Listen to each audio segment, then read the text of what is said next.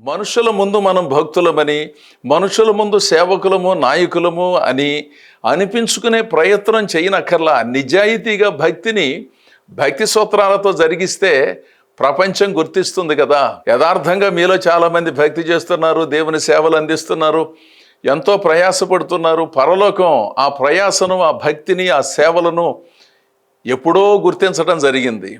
అనవసరమైన హడావిడిని సృష్టిస్తూ సొమ్ములున్నాయనే ఆర్భాటంతో అర్థం లేనటువంటి విచిత్రమైన కార్యక్రమాలను జరిగిస్తూ విలువైన కాలాన్ని హరిస్తూ అదేదో ఆధ్యాత్మికత అని చెప్పుకునే కొంతమంది ఉన్నారే, వాళ్ళు పునఃపరిశీలన చేసుకుని దేవుని దృష్టిలో ఏది ఘనమో, ఏది యథార్థమో, ఏది ప్రాముఖ్యమో అనే సంగతులను గ్రహించి కాస్త కుదుటపరచబడి క్రమమైన పద్ధతిలో దేవుని సేవించాలి, దేవుని సేవలు జరిగించాలి, దైవ సంబంధితమైన కార్యక్రమాలను ప్రయోజనకరంగా ప్రజలకు అందించాలి.